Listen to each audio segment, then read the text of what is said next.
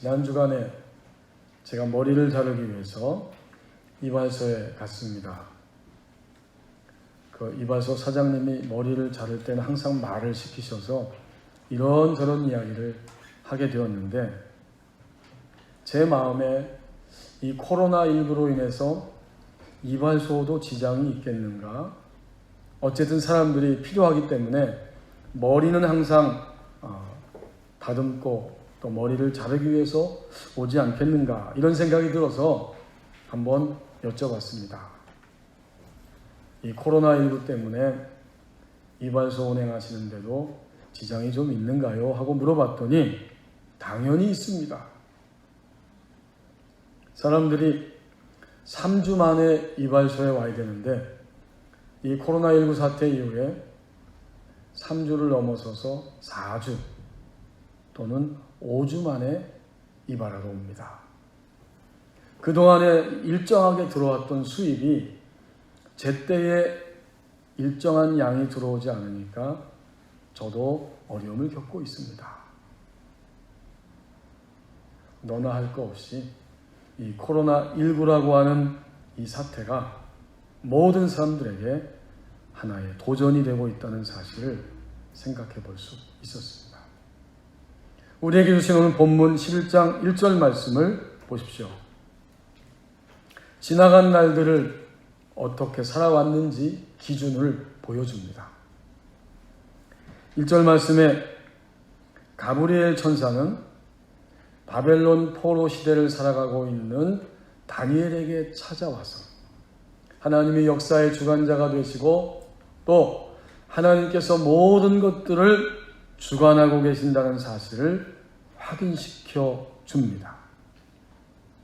그리고 그 확인시켜 주는 이야기 끝에 가브리엘 천사가 지상 나라를 다스리고 있는 세상의 왕 메대 사람 다리오를 도와서 그를 강하게 한 일이 있었다고 진술하고 있습니다.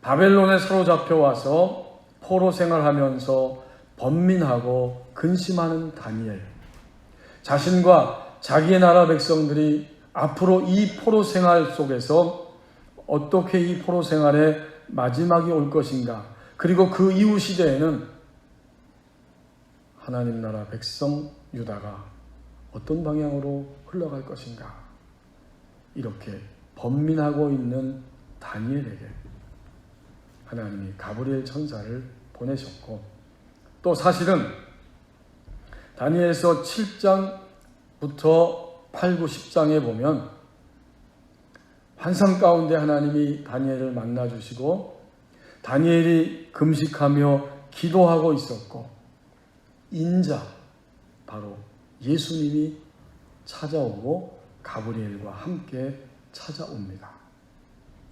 그리고 인자는 다니엘을 어루만져 주시고 그가 하나님의 그 깊고 놀라운 역사에 들어가서 힘이 없고 엎드러져 잠들어 있을 때 그를 어루만져 주시고 일으켜 세우시고 가브리엘 천사를 통해서 그 환상을 해석해 주시고 그리고 앞으로 일어날 일들에 대해서 예언적으로 선포해 주십니다.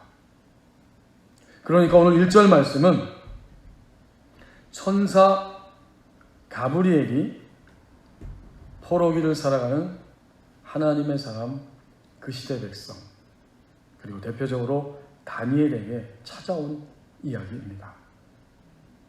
이 천사의 말을, 증언을 통해서 우리는 도전 앞에 서 있을 때 내가 지나간 날들을 어떻게 살아왔는지 그 기준을 알게 됩니다. 다시 말하면 하나님은 기준을 보여주시는 거예요. 가브리엘이 지상나라의 왕인 그 메대 사람 다리오가 통치할 때에 그를 도와서 강하게 한 일이 있었다. 도와서 강하게 했다. 이 말을 풀어서 쓰면 다리오를 강력하게 하고 또 그를 보호해 주려고 내가 일어섰다, 이런 뜻입니다.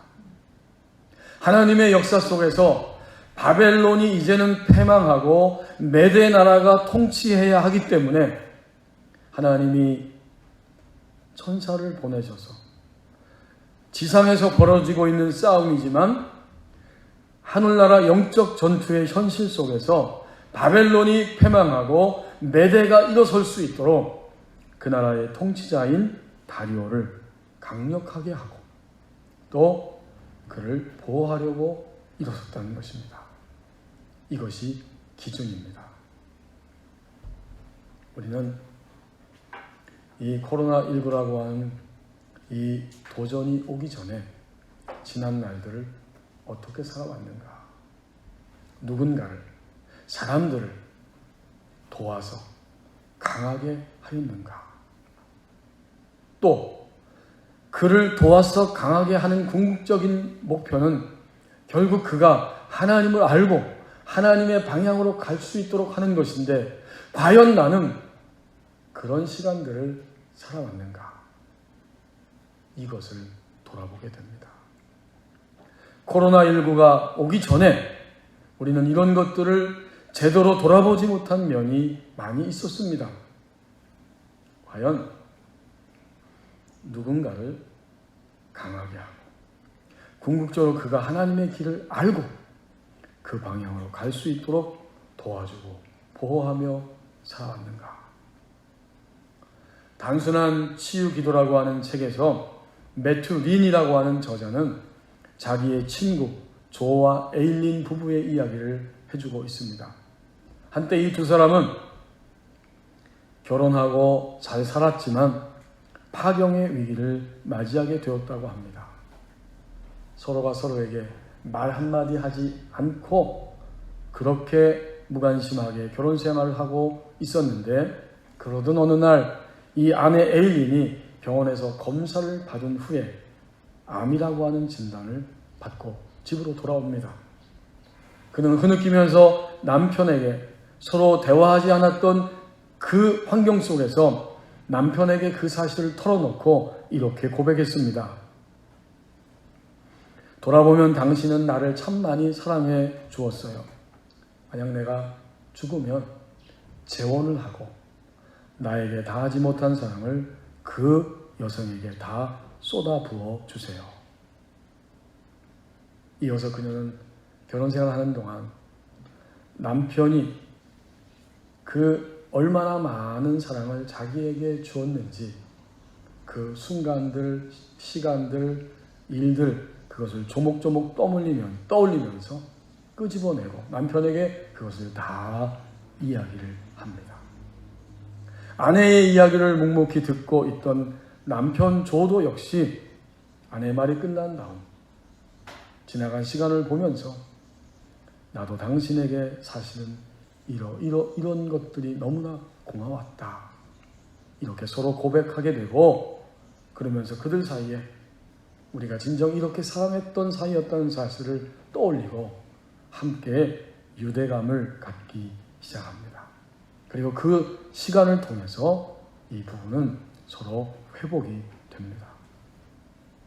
부부가 말합니다. 당신이, 내가, 우리가 남아있는 이 시간이 얼마나 되는지 모르지만 앞으로 남아있는 시간 동안은 하나님 앞에 약속하고 회중들 앞에서 고백했던 것처럼 이제는 나는 당신을 위하여 당신만을 사랑하며 살겠습니다. 이렇게 서로 다시 약속을 하게 됩니다. 이제 얼마 지나서 이 부인 에일린이 정기검사가 있어서 병원에 가서 몇 차례 더 검사를 받았는데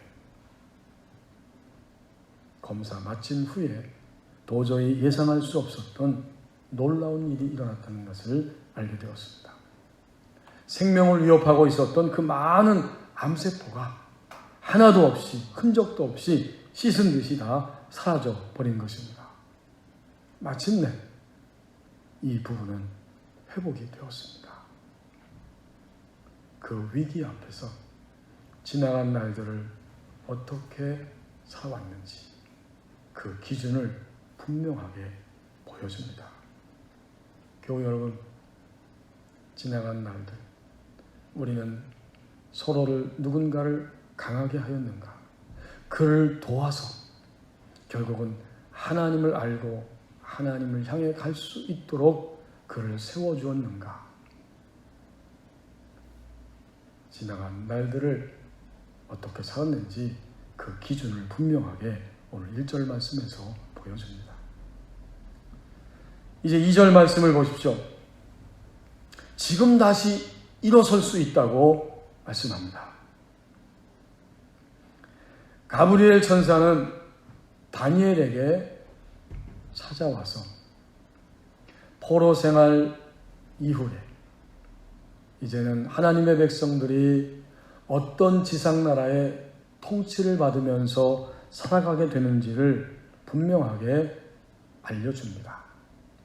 애통하고 금식하며 기도했던 다니엘의 그 애통과 금식과 기도에 하나님이 응답하셔서 천사 가브리엘을 보내시고 그를 통해서 알게 하시는 거예요. 다니엘서 9장에 보면 1절에서 2절 말씀, 3절 말씀에 그 다니엘의 행동이 나옵니다. 다니엘서 9장 1절, 2절, 3절. 메대 족속 아하수에르의 아들 다리오가 갈대아 왕으로 시험을 받던 첫 해, 곧 그 통치 원년에 나 다니엘이 책을 통해 여호와께서 말씀으로 선지자 예레미야에게 알려주신 그 연수를 깨달았나니 곧 예루살렘의 황폐함이 70년 만에 그치리라 하신 것이니라. 포로 생활이 다하여 갈 때 다니엘은 하나님의 거룩한 말씀을 깨달았다고 고백합니다. 다니엘이 책을 통해서 하나님이 예레미야 선지자를 통해서 하신 말씀이 이거였구나. 그 연수가 70년이 차면 예루살렘의 황폐함이 마감하게 되고 그쳐지게 될 것이다. 마침내 포로 생활이 마감되고 그 이후의 삶이 새롭게 전개될 것이구나 라고 다니엘이 깨달았다는 거예요. 그는 그 사실을 깨달았을 때 3절부터 이제 19절 말씀까지 다니엘서 9장 3절에서 19절까지 하나님 앞에 회개하며 기도합니다. 우리가 왜 포로가 되었는가? 우리 조상들이 이러이러한 죄를 범하였고 또 그것은 곧 우리가 죄를 범한 것과 마찬가지다 하면서 눈물을 흘리면서 금식하며 기도합니다. 포로 생활이 마감되게 하시고 더 나아가서 마감된 이후에 우리가 예루살렘으로 귀환하고 그 이후에 하나님 나라 백성으로 하나님의 뜻을 온전히 이루며 살아가는 이 나라가 되기를 원합니다.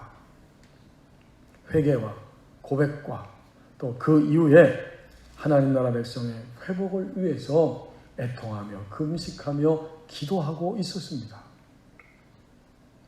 그 애통과 그 금식과 기도를 하나님이 다 들으셨고 이제 본문 2절 말씀으로 돌아와 보면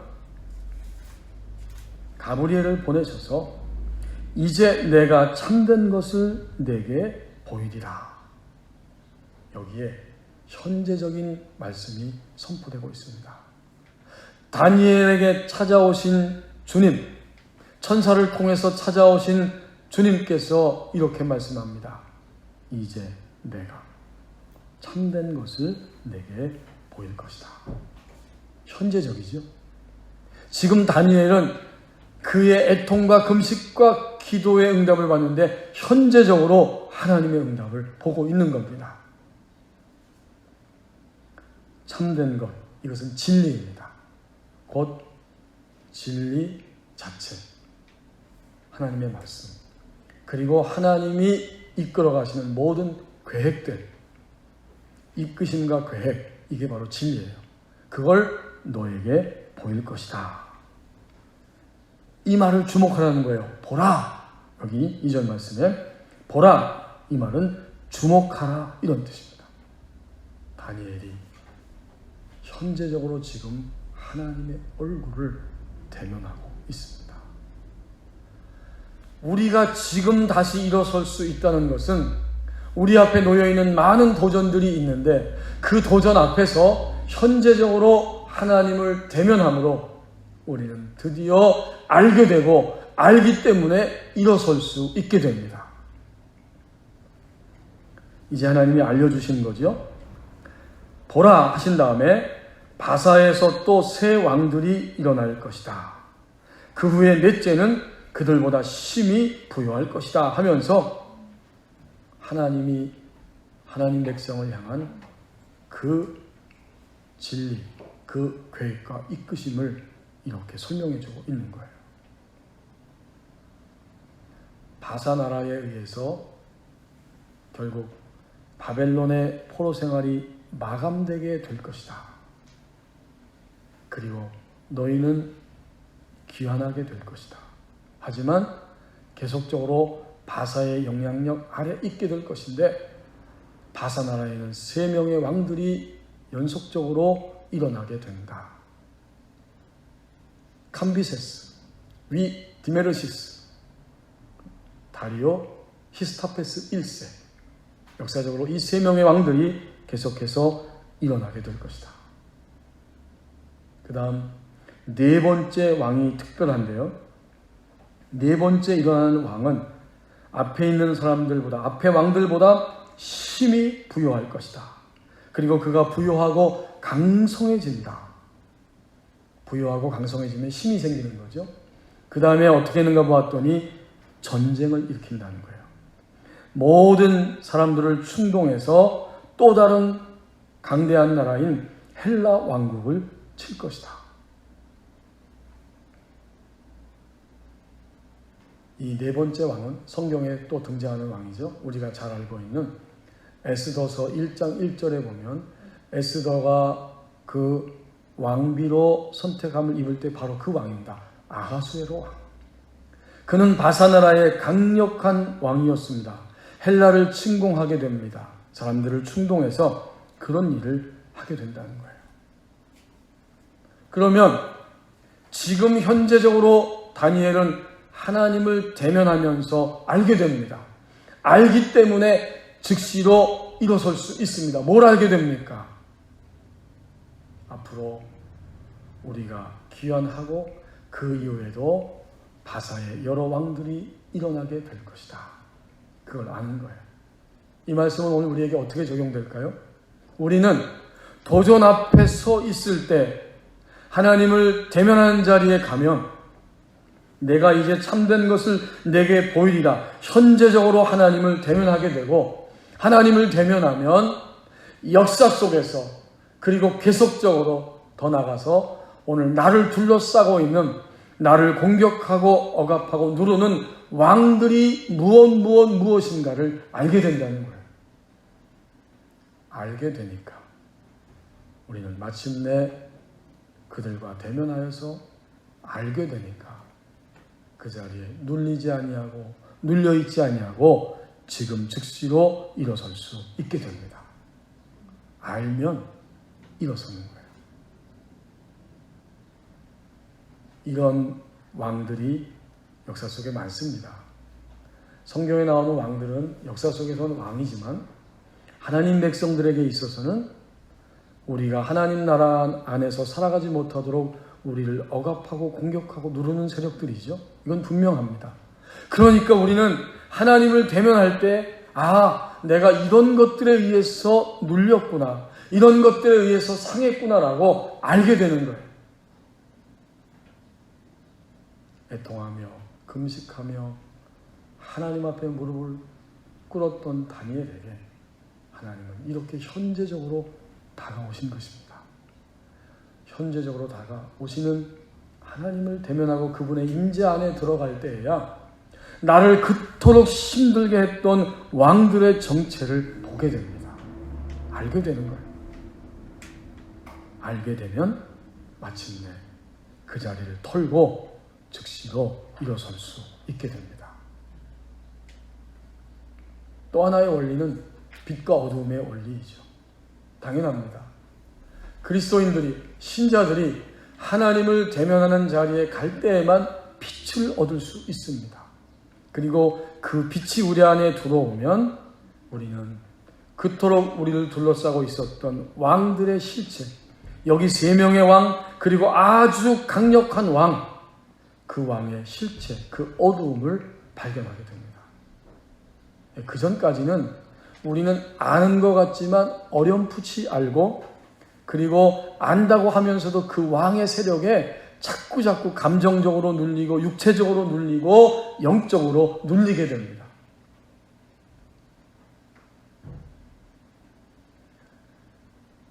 어느 주일날 제가 청년 때인지 고3 때인지 우리 고향교회 목사님 설교를 듣는데 전에 한번 말씀을 나눈 것 같습니다. 그 목사님도 자신이 시험 들었을 때 어떤 일이 일어나는지를 이야기하시더라고요. 그 교회에서 13년째 평신도 집사님으로 있다가 사명을 받고 또 신학을 공부하고 43살에 목사 안수를 받게 되었습니다. 그리고는 계속 그 교회를 섬기며 13년째 있는데 그 와중에 목사님이 이렇게 말씀하시는 거예요. 내가 강단에 서서 또는 집에 있을 때 가끔씩 내 머릿속에, 내 마음속에 우리 교회 교우들이 정말 하나님을 이 사람들이 알고 있는 것인가? 내가 이런 사람들을 데리고 계속해서 목회를 해야 되는 것인가? 이런 마음이 확 몰려올 때가 있다는 겁니다. 그러면 마음이 답답하고 조급해지고 견딜 수가 없이 힘이 든다는 거예요. 근데 그때는 어떤 때냐? 내가 지금 안다고 하지만 나의 감정과 기분과 마음과 지식을 누르고 있는 이 어둠의 세력들이 바로 이것이구나 라는 것을 알지 못할 때였다는 것입니다. 그렇죠, 여러분?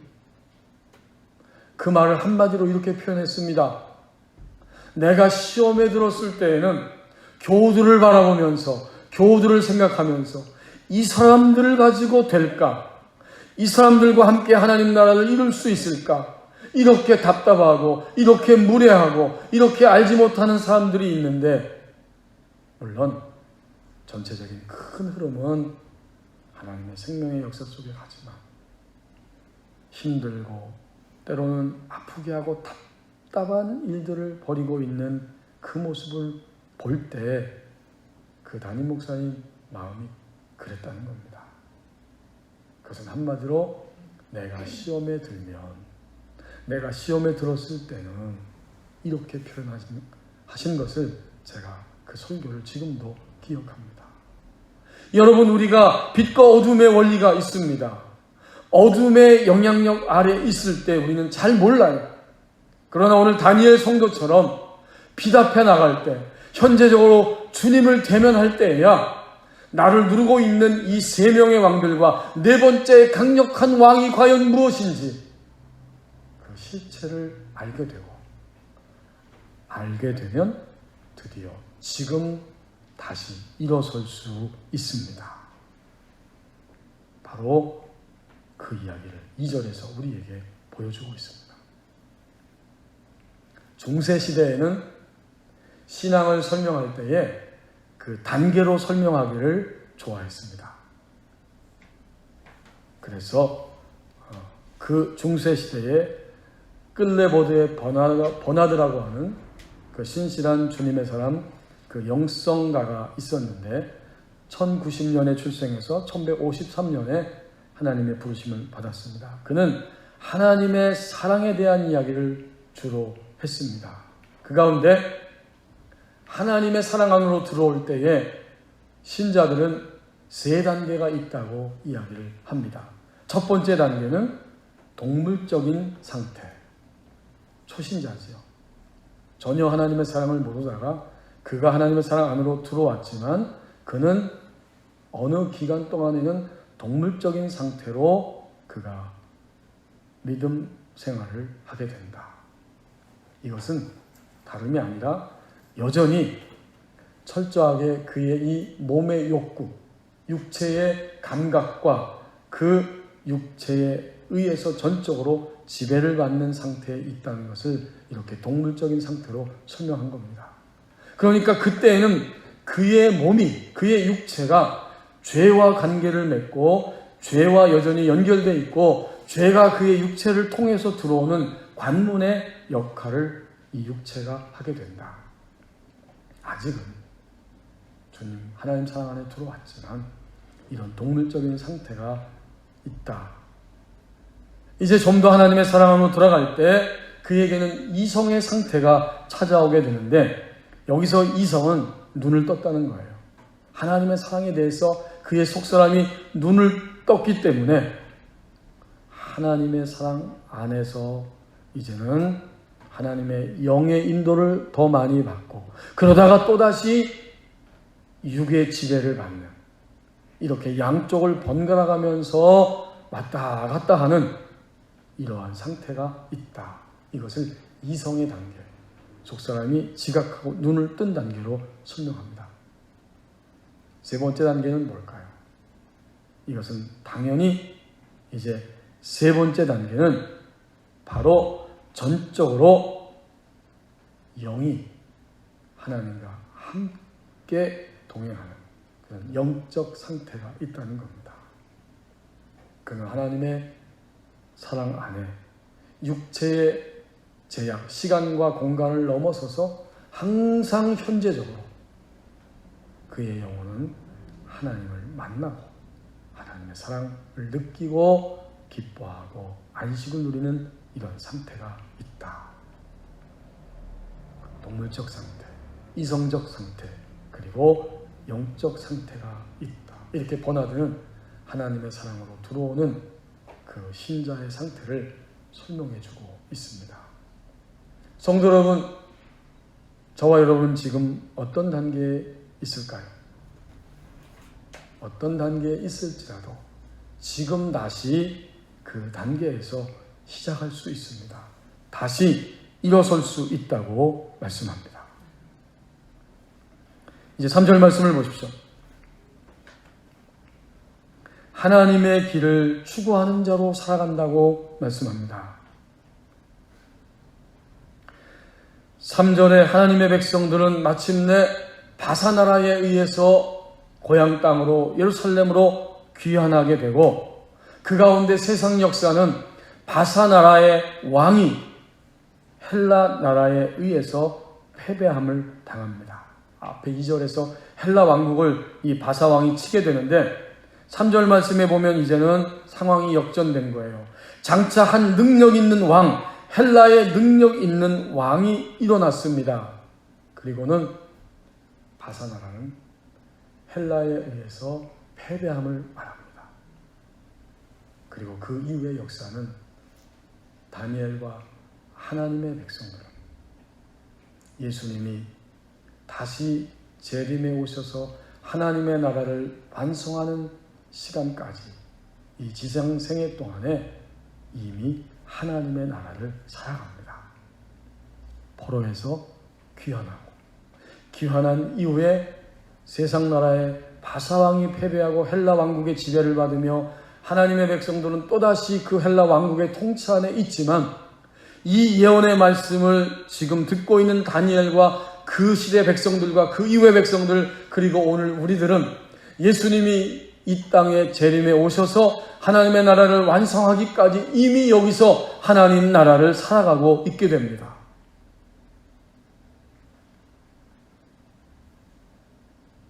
결국 우리의 삶은 살아있는 생명의 삶이 된다는 거죠. 교회 여러분, 생명은 아주 쉬운 말이지만 굉장히 또 쉽지 않고 중요한 말이기도 합니다. 우리가 생명 이야기할 때 의미는 두 가지 측면이 있습니다. 생명이 있다, 그 말은 먼저 살아있다는 의미입니다. 그리고 살아있는 내가 어떠한 삶을 지금 살아가고 있다, 이런 뜻이 또 있습니다. 살아있다는 것이고 살아있는 내가 이러이러한 삶을 살아간다는 의미가 있습니다. 살아있다, 삶을 살아간다. 우리가 하나님 백성이 될 때 우리는 하나님의 생명이 들어와서 살아있는 자가 되었습니다. 이제 살아있는 우리는 삶을 살아갑니다. 어떤 삶? 점점 다스리는 삶을 살아갑니다. 이것이 생명이라고 하는 그 단어에 포함되어 있는 두 가지 측면의 중요한 의미입니다. 하나님의 생명이 우리 안에 들어왔기 때문에 우리는 지금 살았고 살아있고, 그리고 그 생명을 받은 우리는 우리의 남아있는 이 지상생의 시간들을 어떻게 살아갈 것인가, 그 삶을 산다는 것인데, 당연히 오늘 본문이 우리에게 말씀하고 있는 것처럼 우리는 하나님의 사람으로 모든 것을 다스리며 살아갑니다. 3절 말씀에 장차한 능력 있는 왕은 역사 속에서 보면 헬라의 가장 강력한 왕인 바로 그 하나의 왕을, 알렉산더 왕을 지칭하고 있습니다. 그는 짧은 시간에 세계 전체를 지배하였지만 그 짧은 시간 동안 세상을 지배하다가 아주 젊은 나이에 기원전 323년에 예수님이 탄생하시기 323년 전에 이 땅을 떠나게 되죠. 바로 그가 3절에 나오는 장차한 능력 있는 왕입니다. 그가 얼마나 능력이 있는지 그의 행동을 보십시오. 그는 큰 권세로 다스리고 그에게 주어진 힘이 많습니다. 큽니다. 그의 결정적인 행동은 어떤 거예요? 3절 끝부분에 있는 것처럼 자기 마음대로 행하리라. 그렇군요. 역사상 가장 강력한 왕 중에 하나인 그가 결국 어떻게 하는가 보았더니 자기 마음대로 행하니라. 자기가 계획하고 생각하고 결정한 모든 것을 다 자기 마음대로 행한 왕이었습니다. 그럼에도 불구하고 짤막한 시간 동안만 그는 이 땅에 있다가 그만 죽음을 맞이하게 되죠. 자기 마음대로 했다는 의미, 실제로 역사에서 보면 그 티벳시가 있는데 그 티벳시의 사람들이 반란을 일으켰다고 해서 그 시 전체 사람 한 사람도 예외 없이 그들을 모두 노예로 팔아버렸습니다. 이 굉장한 힘이죠. 시 하나에 그 사람들을, 도시 전체 사람들을 그냥 노예로 팔아버린 거예요. 이것이 자기 마음대로 행하리라 라는 말의 하나의 예입니다. 자, 그러면 우리는 누구입니까? 우리는 하나님의 생명을 받음으로 살아있는 자가 되었습니다. 이제 우리는 어떻게 우리의 삶을 살아가느냐? 다스리며 살아갑니다. 자기 마음대로가 아니라 다스리며 우리의 인생을 살아갑니다. 하나님의 말씀대로 자신을 다스리며 살아갈 때 이것이 바로 하나님의 길을 추구하는 신자의 모습입니다. 우리가 다스린다고 할 때 이것은 우리의 내면이며 또한 우리의 외부입니다. 알렉산더와 같은 이 가장 힘 있는 왕, 그리고 자기 마음대로 행하는 왕은 우리 주변에 너무나 많습니다.